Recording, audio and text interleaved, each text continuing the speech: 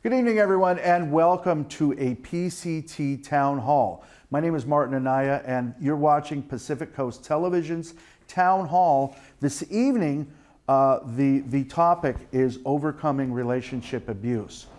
Now, recently we had a conversation with a lady who I'm going to introduce in a little bit here, and we started talking about this issue and how pervasive it is. And what we found is that literally in this country, 1 in every 4 women have been touched in some way by relationship abuse. Some people call it intimate partner abuse. It's also known as domestic abuse. And 1 in 9 men. So just think about that for the folks here in the room and for you watching at home. This is a live program that we're doing here tonight. But we have taken questions from the community ahead of time. And if you are not able to watch it live, just understand that we're going to be able to replay this over and over again. So if you have somebody that maybe that you want to have see this, or if you want to see it again, you can watch it again. And this will be available both on demand at Pacific Coast TV. That's pacificcoast.tv. That's our website. And it will be available on YouTube and through our television channels at channels 26 and 27 Comcast. The other thing, though, that struck me when we were having this conversation is not only how pervasive this problem is in our society, but think about this. Think about the lost productivity. If you're an employer and you're out there and you're thinking about how can I best support my workforce that then supports me, think about the lost productivity, lost time, and all of the lost capabilities that your organization would suffer if this happened to one of your employees.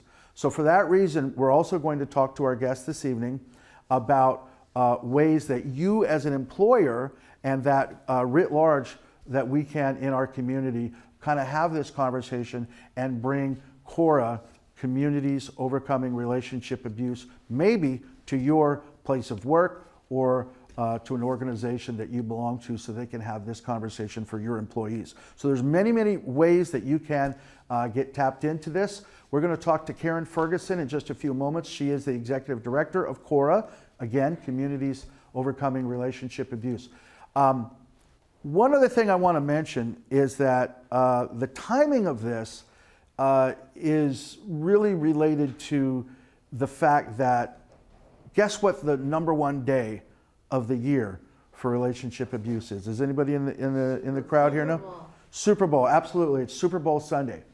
So when we started thinking about doing these town hall meetings, the thought came up, oh no, we need to do this now because we could actually be reaching somebody now before a crisis, and that's the hope. So think about that. The #1 day of the year out of all 365 days that the folks at 911 receive calls is Super Bowl Sunday. So you might be seeing this later, but this is why we're doing it live right now. Speaking of live right now, I want to introduce our mayor. She isn't here in the room with us, but she is participating via Zoom, the Honorable Sue Beckmeyer. Oh, Sue. Hi, hello. Hi, Sue. Thank you, Marty. Thank you so much for making it possible for me to be with you, even though I can't be there in the room tonight. Yeah, no, Sue, thank you for being here. And I do want to ask you a quick question, Sure. because you and I were talking the other day, but for the folks that are watching at home and for the folks that weren't able to hear our conversation, I know that the city is very invested, like literally invested, in trying to help out with respect to this issue. Can you talk a little bit about that? Do you mind? Oh, sure. I'm very happy to. You know, CORA has been such an important partner for the city and a support for the people in Pacifica through the ongoing work with our public safety officers. But last year, we were able to expand that work, and we were able to participate in a program that you'll hear more about later called the Speak Up program. And it's a program that we were able to bring to Pacifica through the leadership and the advocacy and the work of our former mayor, Tiger Joust Twirls Big Stick, and our other former mayor, Sue Vaterlos.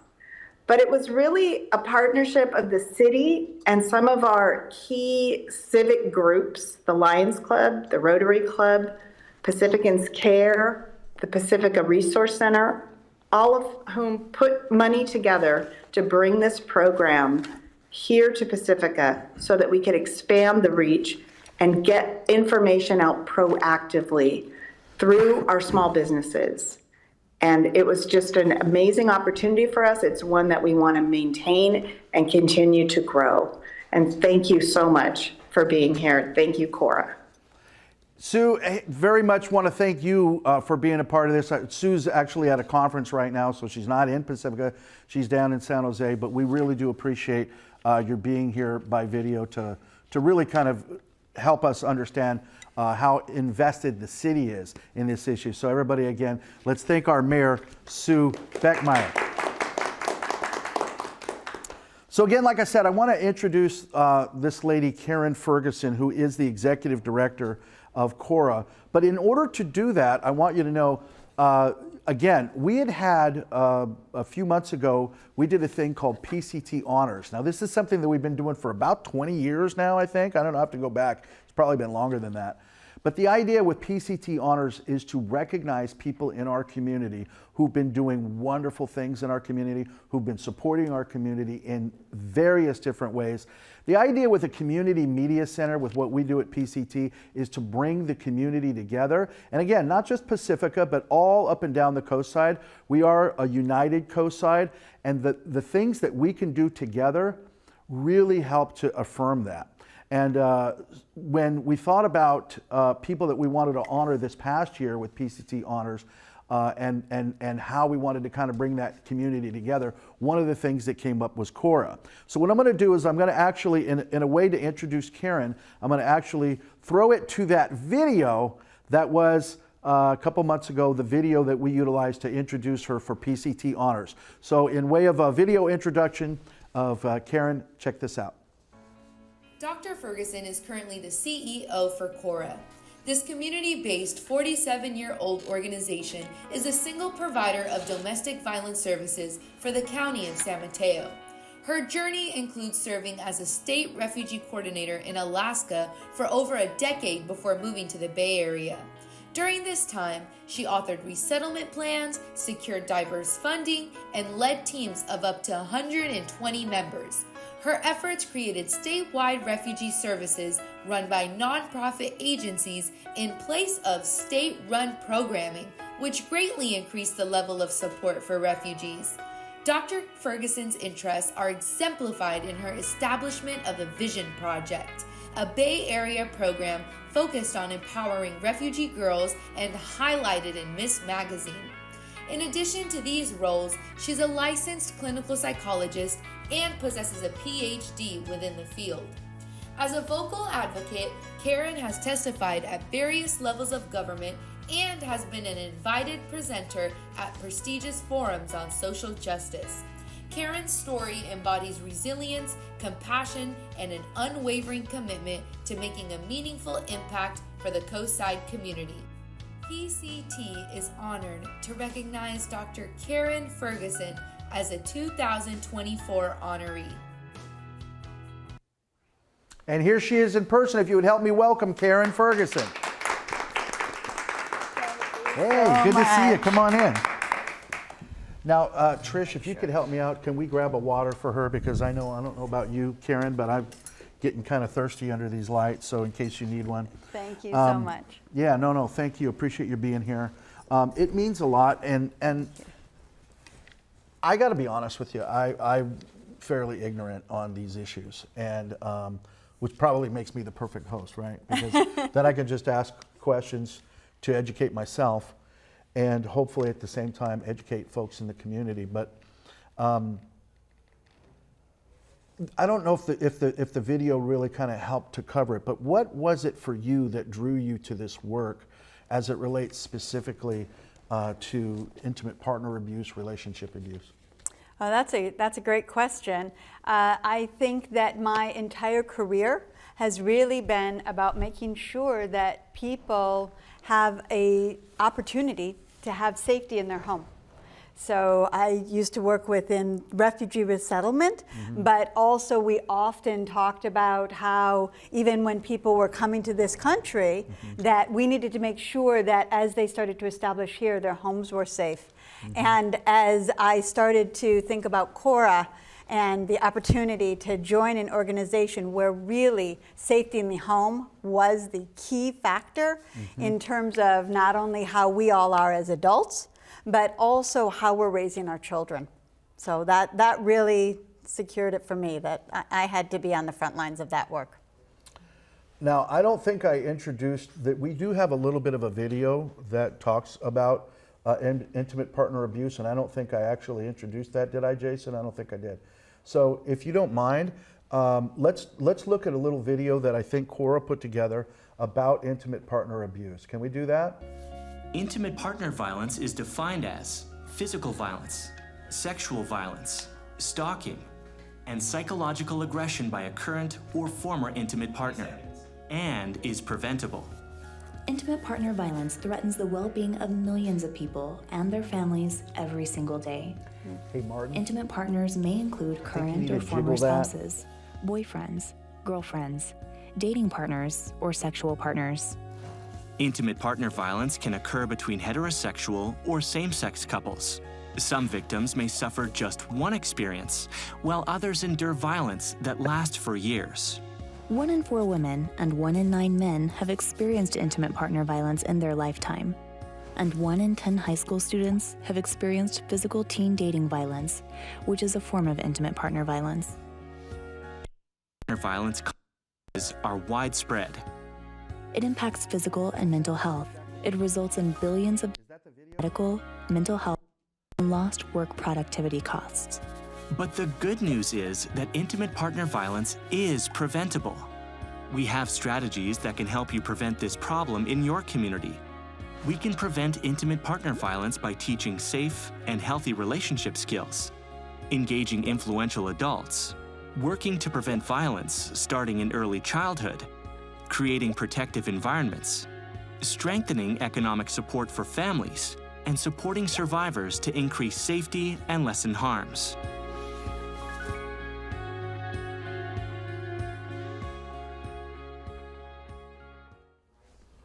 So actually, where did that video come from? Yeah, that video is from the CDC, so Okay. we don't want to claim that from Cora, but we really appreciate the materials that are out there. There's extensive materials, including on our website, for all sorts of information.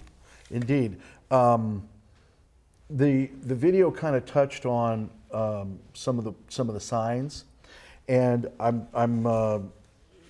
before today we actually put out some questions to the community to ask folks who would have an interest to kind of give us a couple questions. And one of the things that the video touched on was one of these questions.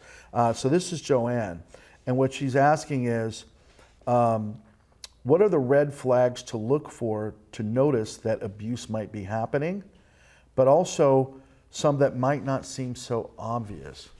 Yeah, absolutely. So I'm going to step back and just say that, first of all, when we think about domestic violence or intimate partner abuse, because not everybody is living together, hence it's not always domestic, and when we say that word violence, we just sort of immediately go to the physical, but there are a lot of different ways that people may manipulate and control the other person. So we first think about power and control, and we think about the different ways that people exert control over each other.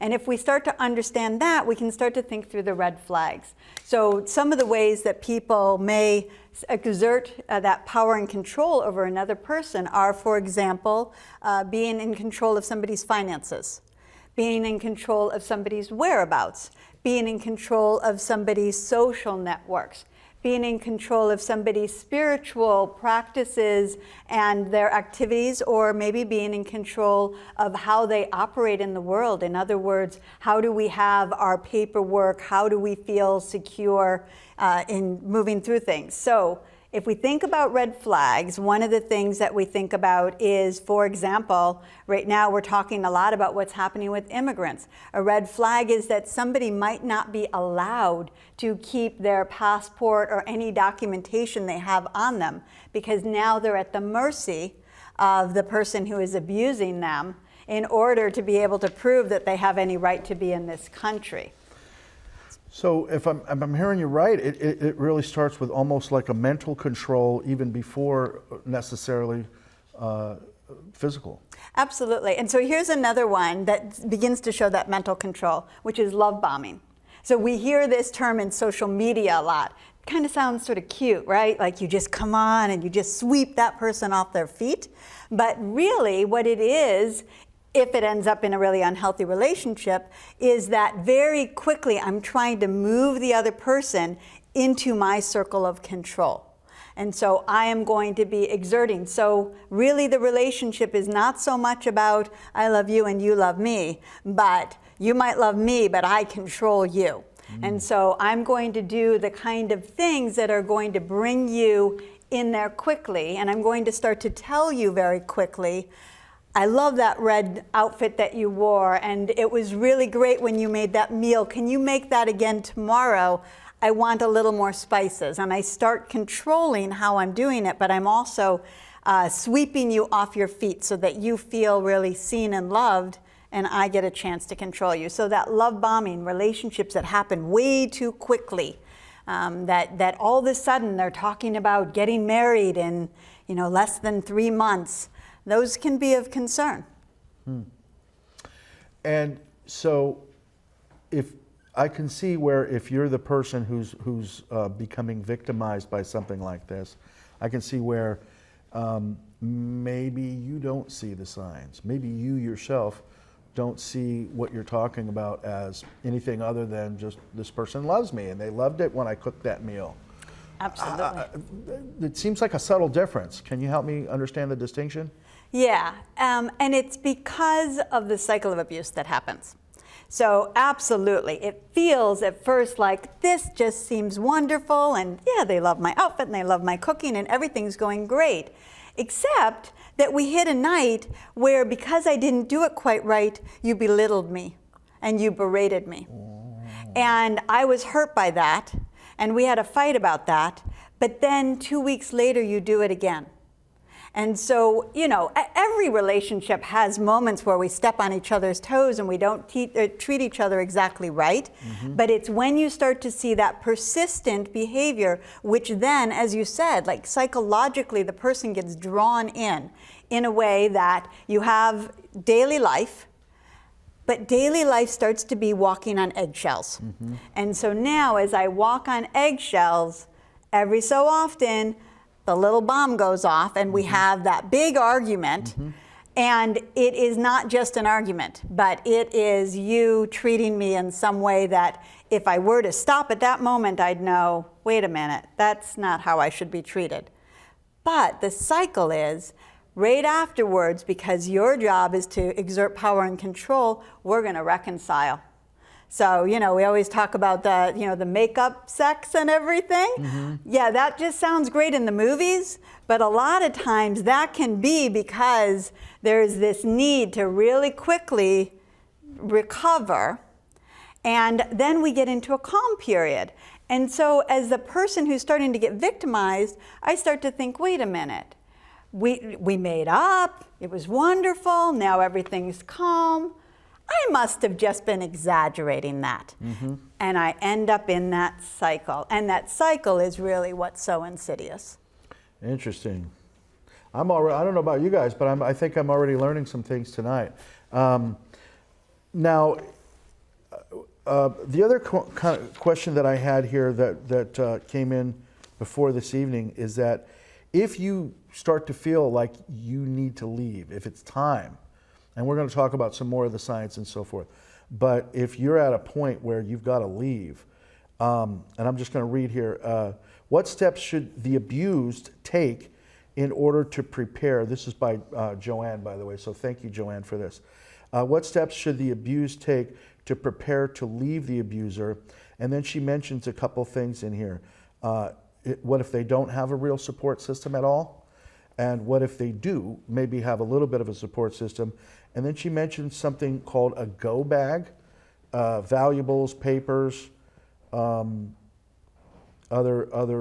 things that are important that they might put in the bag, I guess. Does this make sense to you? It does. So this is about safety planning. And so the most important thing that Joanne just asked in her question is the preparing. You have to prepare.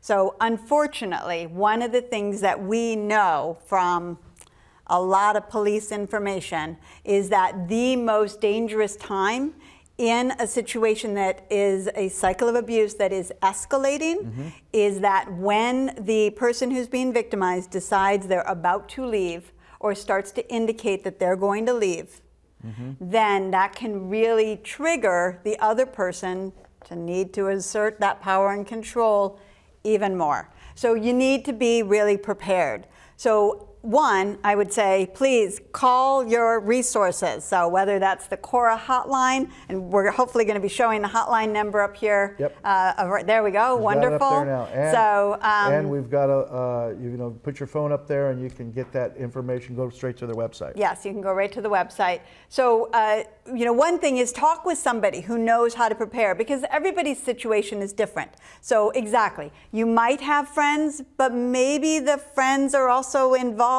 with the person who's abusing you. So you really want to think through. Maybe you have family members, but are they truly in your court or not? Or are they maybe just a little bit too close and they could get in danger as well?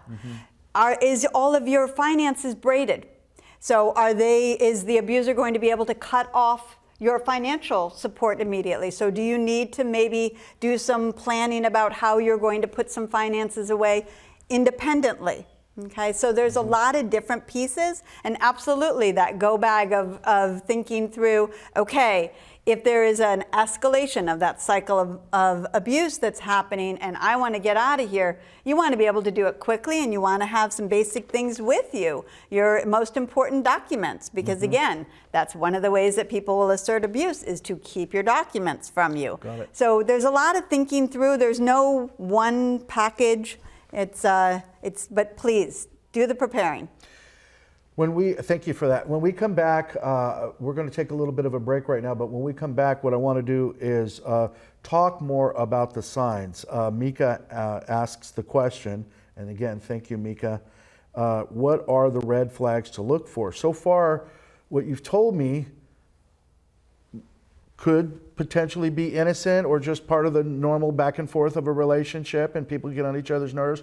But as you said, it could be an indicator of something worse. So we're going to talk a little bit more about the red flags to look for on this cycle of abuse that Karen is talking about. Again, we're talking with Karen Ferguson of Cora, Community Overcoming Relationship Abuse.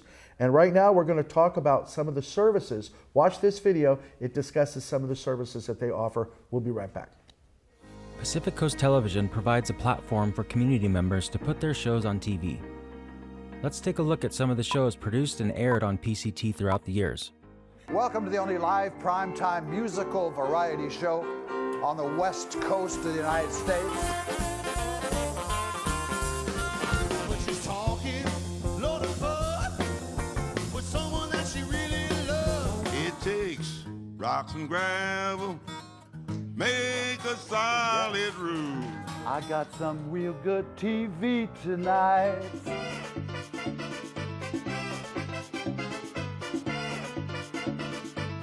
You ready? This is Soundwaves TV.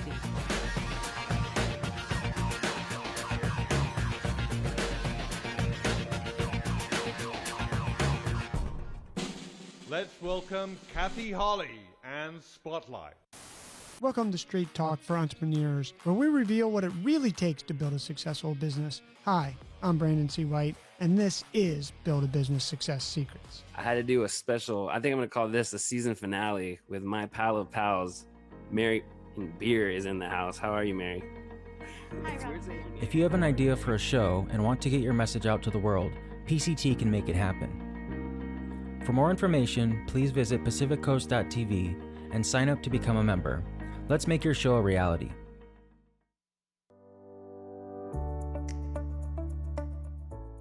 I'm continually inspired to be associated and supportive of Cora. It is an organization that works efficiently, effectively, and with staff that is incredibly passionate and unwavering. Cora was originally started as a hotline, but they realized soon after that answering the phone is not going to be enough if you don't have a way to offer somebody shelter, to offer somebody safe haven. And so soon after, we set up what is now called Lisa's House. Decades later, we had the opportunity to add a second safe house, and that's now referred to as Connie's House. And then around that is all of the support needed for the complexity of abuse, including legal services, mental health services, and then providing education and prevention services. In our shelter, we accept anyone that is fleeing from abuse. A lot of the clients that come in, especially our transgender clients and male clients, are actually from out of the county because they get turned away from their counties, so they come through to us. I've always been very grateful that Cora's view on who are the survivors was not limited to women and not limited to heterosexual relationships. The first call is the most important call that they're making, is establishing that connection with a counselor, establishing a phone number that is safe for them to call at any time. Without Cora, I think I would have been dead. Everybody that I've worked with, they've always just made me feel comfortable, always touched bases with me, made me feel that I'm being heard.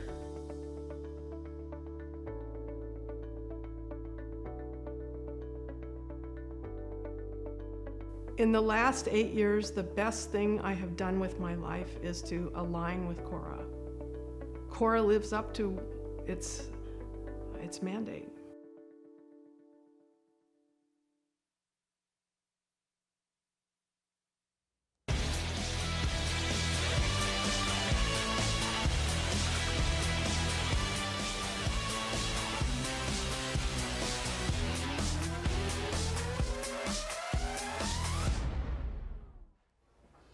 Okay, everybody, we're back. And if you're just tuning in, you're watching PCT Town Hall. This is the first in a series of community events that we'll be holding here at PCT. This one we're recording live in the studio. And again, it'll be played back later. But, you know, the guest today is Karen Ferguson. And she is the executive director of Cora, Community Overcoming Relationship Abuse. And that is the topic today, relationship abuse. Not only how to overcome, but how to hopefully, you know, stop it before it happens, right? Maybe precipitate some of this and hopefully get to it before it happens. So, but before we took the break there, we were asking the question, or the question was asked about the red flags to look for. And I know you started to talk a little bit about that. And for me, it became a little bit complicated because I kind of really felt like, oh, geez, some of this could be kind of innocuous and maybe some of it is a control technique. But other things that if it's happening to you or if it's happening to a loved one, what are some of the signs that we need to look for? And I really agree that, you know, any of these could be benign, but it is the escalation of each of these and the grouping of all of them that starts to really become abuse. Mm-hmm. So another one that is fairly typical is what happens with what we would sort of call jealousy, but then becomes two different things. One, social isolation, and two, surveillance. So the social isolation is trying to constrict the victim's movements so that they're not being with somebody that is going to counter what the abuser is wanting. So I don't really want you hanging out with people that maybe you might get interested in. Maybe you're going to have a relationship with them. I don't want you to hang out with friends who I don't know and might not be supportive of me. I don't want you hanging out with your family who might hear that this isn't good and start to tell you that maybe I should go somewhere else. And so you start to see the victim's social social network constrict. And so, you know, if you're a friend, all of a sudden your friend is deciding, oh, we really can't go for coffee, we really can't do that, maybe we'll just talk on the phone, maybe I'm talking to you less and less. So that's social constriction. And the other one is surveillance. So the jealousy starts to play out in, I'm not sure I believe where you told me you were going. I want to know that I have control over where you're going. And unfortunately, our technology these days allows people to do a lot of surveillance. So I can ask you all the time, so you notice that somebody's phone is sort of getting an awful lot of texts that are questions like, where are you, when are you coming home, what are you doing next, why are you there? To also people put trackers on the victim. I want to know where you're going at all times. And so using that in order to start to keep more and more tabs, again, narrowing that circle. And I'm just going to tell you, as I'm hearing you talk, I have two friends, two separate friends that had, it was the isolation piece. That's the word that keyed for me. But it was that the abuser actually physically picked up and moved the couple, made the person move to a place that was distant and cut off, frankly. Right. And this has happened on two separate occasions. In both of those cases, it turned out to be an abusive situation. Is that common? Is that typical? And is that a red flag? Yeah, absolutely. Again, you're just, that isolation can play out in so many different ways. And I think it's so important as friends that we really listen to each other. Why are you moving? Did you want to move? And do you have new friends or you don't really? What do you mean that the other person's not letting you meet friends? But also you can start to hear how they're talking about things. So another red flag is you start to hear your friend or the victim, whoever, start to say, it's my fault because I didn't have dinner on the table. It's my fault because he really likes to have this house cleaned this way exactly. And so you start to hear them blaming themselves. That's part of that walking on eggshells thing that starts to happen. So as friends, we start to notice our friends' personality starts to change. They seem to not be available so much. They're moving and they don't have new friends. They're talking to you and always blaming themselves. So it's not one thing, and any one thing could be normal in a relationship. It's when you start to see that it's a pattern. Pattern, it's exactly, a pattern. Exactly. So we had the question from one of our camera operators, actually. How do you help? If you, let's say it's not happening to you, but a friend, how do you help? And what a difficult subject that might be to broach, because some people are going to be, I would imagine, at first, they're going to have all the walls up and they're going to be in denial. I mean, how do you help if you see something and maybe the person's in denial? Right, exactly. I love that you started with it there, because we don't often talk about this, but I do think that as a friend, isn't it important for us to say to each other, that just doesn't sound quite healthy? Or I really wonder about, why this other person is narrowing your social, activities so much. So just helping bring the question up is really important. But then there's a fork in a road. And so when we answer that question, we answer it in two ways. First, please, this is what we don't want you to do, and this is what we do want you to do. If you want to be a true friend to somebody, the first thing is to know, don't ask them the question that you're dying to ask them, which is, why don't you leave? And the reason we don't want you to ask, why don't you leave, is because, first of all, it makes a judgment. Now I just judged you. I just told you by my question, I think you're kind of like not doing the smart thing if you don't leave. So it's going to stop you from continuing to talk with me and having me be a safe place. The second is, as we said, unfortunately, if somebody starts to leave because they think, oh, right, I should get out of here, and they haven't prepared, that could be actually dangerous. So why don't you leave is the question you may ask yourself, plenty, but not the question to ask. The question to ask is, how can I help you feel safe in sharing this? How can I help you feel heard? Because I believe you. I believe this is happening. And I heard you talking the other day. I saw your phone blowing up with texts the other day. That must be hard. And so we're opening the door. And then the second thing you can do is know about things like Cora and say, you know what, I know about a resource. We could call the hotline together. In fact, if you want to come to my house so you have some privacy, we could do that. So you're going to tell them you believe them, and you're going to give them safe ways to get to resources. Got it. Folks, there's the number. It's on the bottom of your screen right there. And that's not just a hotline, is it? Or is it? That 800 number. In other words, let's say you have some questions. Right. Is that the correct number to call? It is. Okay. Absolutely. Okay. Yeah. 24/7, 365 days a year. Okay. So it doesn't necessarily have to be an emergency right now. No, Okay, no. got it, Many got it. people call us even just wondering, is this abuse? Because as you said, we don't always know. And so our staff are there to just help you perfect. think it through even. Fantastic. Folks at home, there is the number. It's 800-300-1080. And it's corasupport.org. That's corasupport.org. If you'd like to get further resources. And by the way, I went on the website the other day, and I was just absolutely tickled with all the resources that you do have. Yeah. We're going to run out to our last break.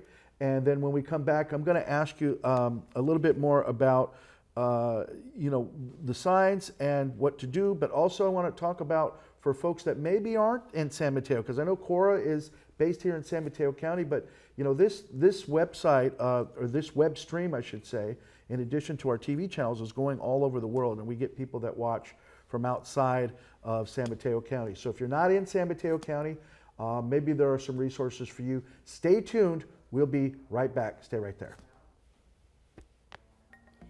I'm Farrah Walton. My very first internship was with Pacific Coast TV. They taught me so many valuable skills and lessons that I have now taken with me to Abilene, where I am the new weekend anchor and reporter. So thank you, PCT, for teaching me lots of valuable skills. Hello, I'm Anita Reese with the Pacifica Resource Center, and I am so grateful for the Pacific Coast TV. They are a wonderful resource for the community and are always highlighting the most important things in our community, whether it's in Pacifica or through Half Moon Bay. Hi, I'm Bob West. Now, you may not know my face, but you may be familiar with this big guy. Hi there. It's me, Barney the Dinosaur. I have been all over the world helping friends, young and old, learn many wonderful things and having fun doing it. That's why I'm here at Pacific Coast Television, because they help people too. PCT has been teaching and entertaining and sharing local meetings and events with their friends in Pacifica and on the coast side since 1977, and that's a long time. PCT is critical for our communities, all the way down the coast. Right? We have to have community television so people can participate, so they can be civically engaged. Because people can't always make it to our meetings, right? So the only way that they can be civically engaged is to be able to watch the meetings on PCT. And then there's other things at PCT too. There's the podcast booth, there's the media center. My students have taken advantage of it.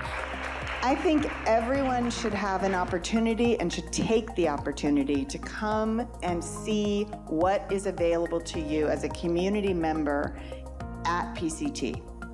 I always have to check myself and remember it's not Pacifica Community Television, it is Pacific Coast Television. Yeah. And it's Pacific Coast Television because you've taken on so much work. This organization is bringing democracy into everyone's door. You're not going to get school board meetings on the local stations, but you can get it at PCTV. The staff is you guys are so awesome, and I love the way it's immediately available for us, and because people will want links to it, can you send it to us? And immediately they can see it. And I have other parents in the district who can't come to meetings, but they watch PCTV, and they can follow along because you have the captions. It tells us exactly what item we're discussing. So it's just been great to have that, and it'd be a real shame to lose it.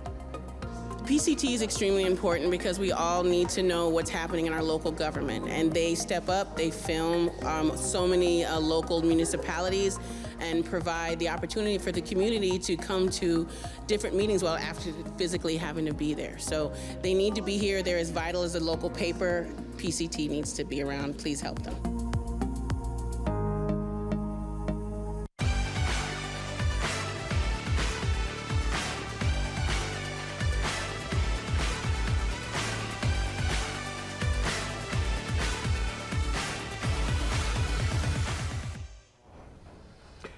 All right, we're back. And again, if you're just joining us, this is a PCT town hall that you're watching. And our guest today is Karen Ferguson of Cora. And I got to tell you, Karen, I'm learning a lot of wonderful things about what we can do, right? And that's the idea. You know, when we show you these videos about community media, I want you at home to think about how you can utilize community media maybe to solve some problems in your community and or to support people who need support.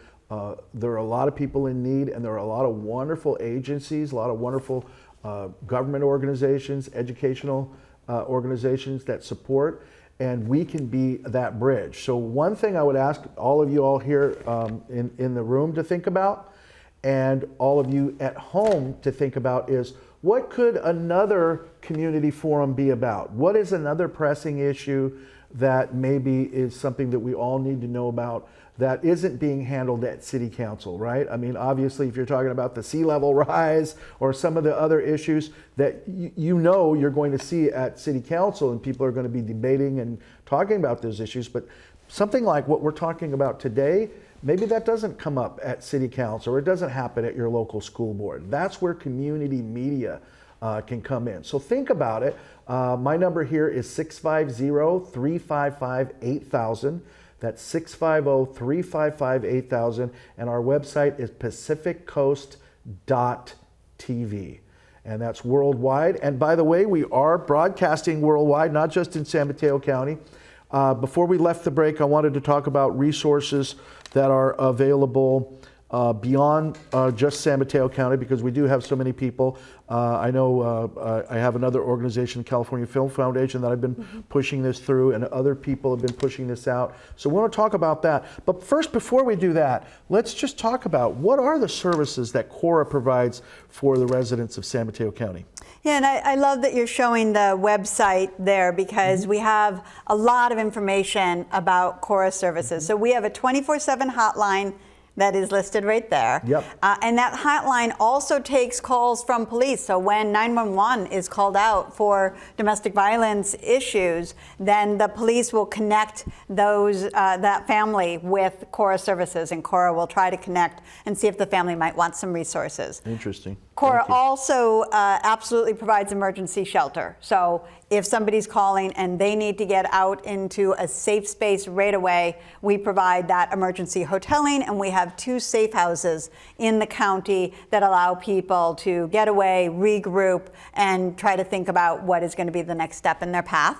Often that is connecting with our mental health services or our legal services. So there's often a need to start to think about restraining orders, or what's going to happen within your family in terms of whether you're filing for divorce. So those legal services and mental health services to provide you the care you need are essential. And then we have long-term housing programming. So we have over $1 million in rental assistance programs that go to anybody who is needing to really set up that new first home that's going to be a safe place. All of those services are free. All of those services are open to anybody who is in need. And, I think the video pointed it out, but Cora is not only for women, it is for men. And one of the stats you shared was the 1 in 4 women, the 1 in 9 men are infected by intimate partner abuse. But 1 in 4 teens is affected by abuse, but also 1 in 2 transgender individuals are affected by intimate partner abuse. So it's really important that we understand this affects all people in all walks of life and in all different types of relationships. Yeah, and I was talking with a friend of mine, Rosie, who runs an organization for actors based out of San Mateo, city of San Mateo. And she told me, she said, you know, Marty, I have a couple of friends that have been affected by this. And her question was about that long-term support, because she said, you know, a lot of times you might have somebody in a situation where the person with the power has the money, right? Exactly. And we're living in a part of the world where you've got to have money to live. And so I loved what you had to say about housing assistance. But if there's somebody out there who maybe right now feels stuck, and they also feel financially stuck, like, oh, I can't leave because where would I go? I'd be immediately homeless. What could you tell that person? Oh, I'm really excited about that question, because first of all, call the hotline again, because that is our gateway to helping understand all these programs. Okay. Second of all, absolutely, Cora is going to see if there's one of our programs that can provide rental assistance anywhere from 12 months to 3 years worth of rental assistance. But we also have a guaranteed income program for people, because finances sometimes are that, you know, that line about whether somebody is actually going to be able to move out of abuse or not. And so we're going to be piloting a new program where people would get $1,000 a month for 12 months to just provide that extra little bit of financial security, along with, for example, a rental assistance program, in order to help them have those finances. Finances is one of the absolute main reasons why people stay in abuse, and 80% of people who are homeless have experienced domestic violence in their life. And folks, there are, I mean, you know, I can think of a few programs here in San Mateo County. There's HIP housing and other programs that do provide that rental assistance. But and believe it or not, it's out there. So if you're thinking like, you know, I'm living in a situation where I've got a $4,000 a month nut in order to live, and then you're thinking like, there's no way I can leave for that reason. Again, call that hotline, 800-300-1080. And somebody will help you with those questions if you're thinking about trying to get out from under a situation that maybe you don't feel that you have an option right now, right? Yeah, absolutely. And those partnerships that you just mentioned, we are partnered with so many different organizations across the county. In fact, here on the coast, we're really excited about a new partnership with Coastside Hope. So all of those partnerships allow us to help people navigate many different ways that they can get a lot of assistance. So I see that we went on the screen with some of our prevention programs as well. I don't know if you want to talk about that at all, Marty. Yeah, I do. And again, for those folks who know, Coastside Hope serves everyone south of, what I say south of the slide, right? Half Moon Bay, Pescadero, all of the mid-coast. And then, of course, we have the Pacifica Resource Center here in Pacifica. And those can also be stops for you if you want to talk to Coastside Hope. But again, that number right there, it's 800-300-1080. And if you don't mind, Jason, in the booth, can we put that graphic up just one more time? So talk to me about the youth engagement and youth advocacy. Do you mind? Sure. I'll do a really quick one with that, which is just that we know that although intervention is really important, if we don't go upstream, we're just going to keep fighting the same battles over and over. That's right. And so this is about making sure that all children get information about healthy relationships. And so the YAY program, Youth Engagement and Advocacy Program, is out there in the middle schools and in the public schools, high schools. We're specifically focused on the public schools throughout the county. And we have a youth educator that comes in and just teaches a curriculum about healthy relationships so that teens know, one, maybe something's not right at home. Two, maybe something's not right within their own boyfriend-girlfriend relationship. And if they can start to know it then, just think what can happen in terms of how they're going to establish their relationships going forward. Absolutely. And I saw a couple of others there, if you don't mind, Jason, if you could put that back up again. So, To Do at Home, TDAH, what's that? Ta-da! Ta-da! Oh, ta-da! Yeah, absolutely. So To Do at Home is really just youth education and advocacy, but for families with young children. So with families with young children, we want to have them start with healthy family activities to begin with. So we give a tote bag that has lots of activities. If they go through the activities, They get a family portrait and event session at the end of a 10-week period, and it's mainly distributed through the libraries. Libraries have been a fantastic partner for us, and so we love that prevention program. I love it. All right. Any other programs that you'd like to mention at this time that maybe are maybe a new initiative or something that you think that people really should know about? Well, I just want to call out the Speak Out program that we talked about when I was with Mayor Sue before, and when Sue Berkmeyer just called out as well, which is that we go out to cities. We've been out to 10 cities throughout the county now.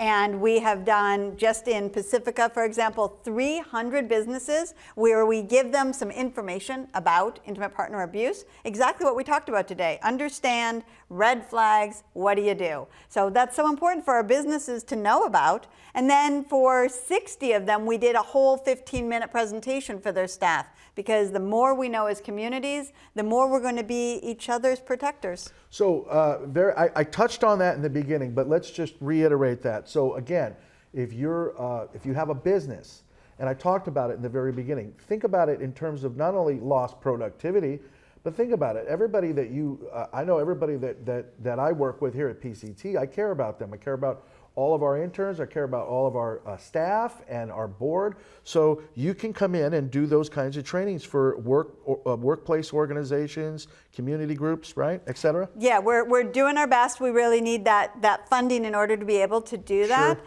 But I'm going to take us to the toll of domestic violence for 1 minute, which is, for example, this year, 6 humans lost their lives in 3 different domestic violence incidences. And the Speak Up program actually happened because of a really horrific murder in San Carlos in the middle of the day, when all those businesses, everybody's walking around getting their flowers and going into the bookstore. If that flower shop, if that bookstore had maybe met that individual and had started to say exactly what we talked about today, boy, it seems like you have bruises on your arm.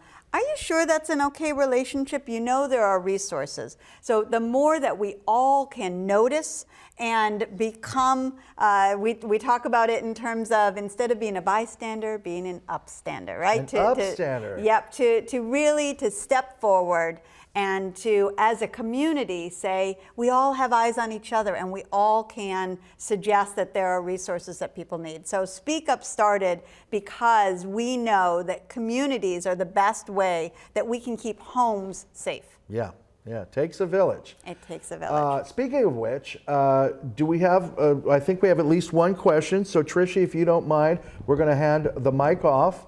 And one of our wonderful folks in our audience is going to ask a question. Hi. Karen, thank you so much. I feel like you've given me a really good understanding of how to help a friend or a family member if I see these warning signs. One thing that I haven't experienced those situations, thank goodness, but what I have experienced is strangers that are either outside my house or somewhere that I encounter in public, and it's a moment of obvious anger and the red flag is waving wildly. But I don't know what is the safest thing for me to do for me, my family, and the person who is suffering this violence. So if you have some tips on that, I would really love to hear them. Yeah, so you're strangers in your neighborhood, or maybe there's a couple that are parked down the street from your house and they're having an argument. Obviously there's the 911 call, but what else might you suggest?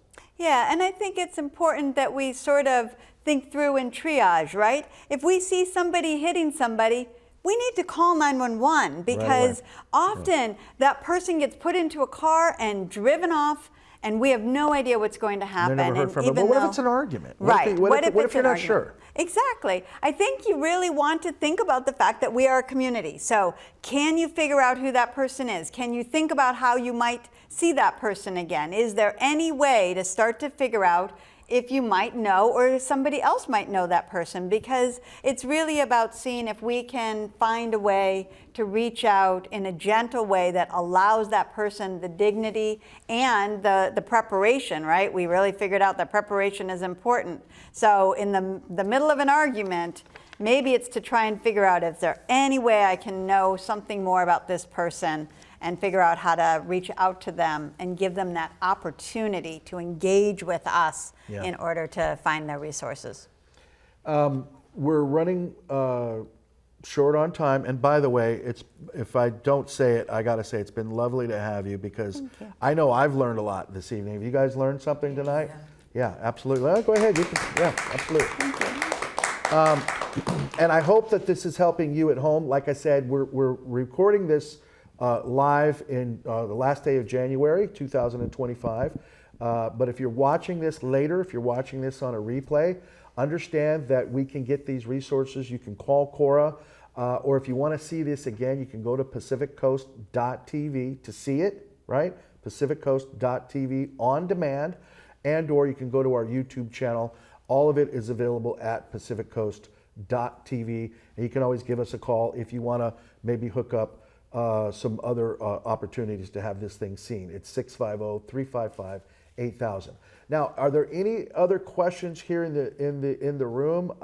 If not, that's okay. But we're running low on time. I wanted to make sure we got an opportunity to get any of your questions. Not right now. Okay, they're thinking.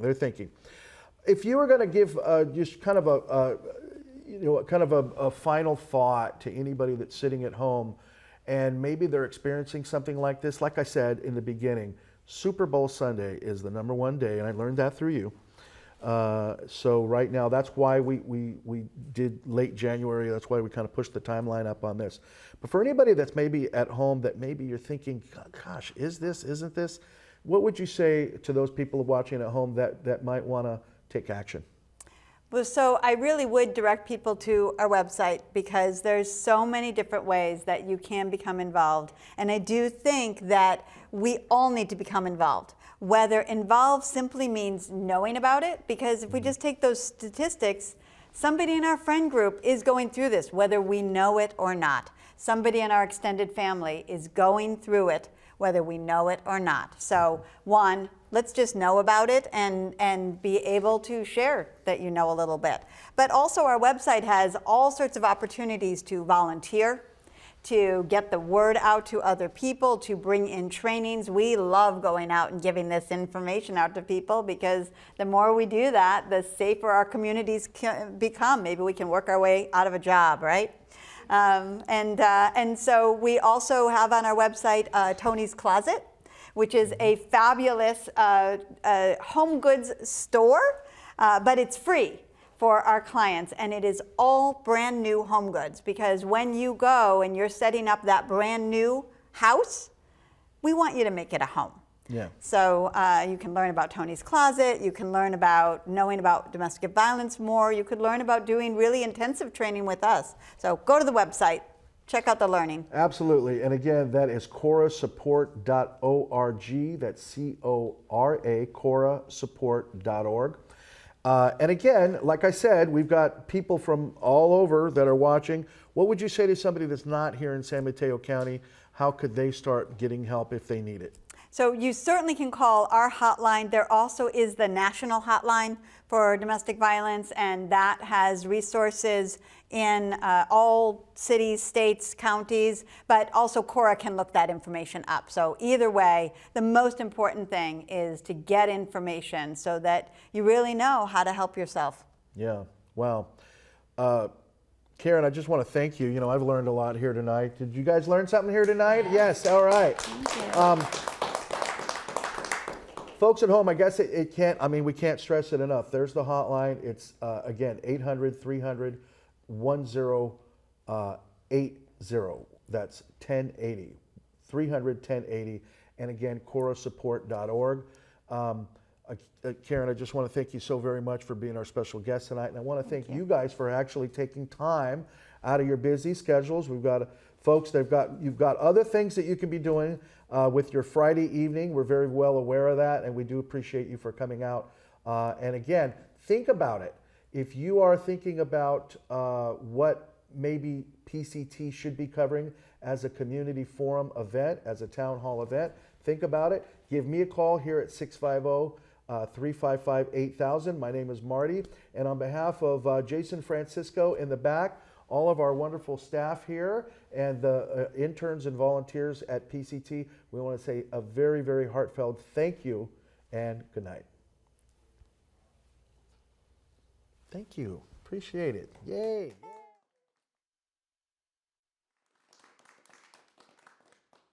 To take this survey.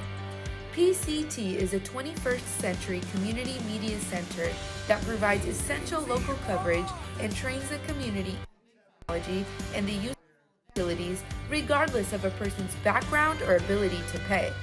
PCT prides itself on PEG, which stands for Public, Education, and Government. We bring you access to local city council, county board of supervisors, school district meetings, and a host of other programs created by and for our community, covering a range of social and cultural concerns. PCT is the longest running public access station in the nation thanks to viewers like you. Now, what we want to know is what services do you want to see more of? Do you want to see more community profiles of local businesses? More local coverage of political events, news and information, weather? How about cultural programming? We've created a survey to find out what you need. PCT is your community voice, and now is your time to use it. Please take a moment to take this survey by scanning the QR code on the screen or visiting www.pacificcoast.tv.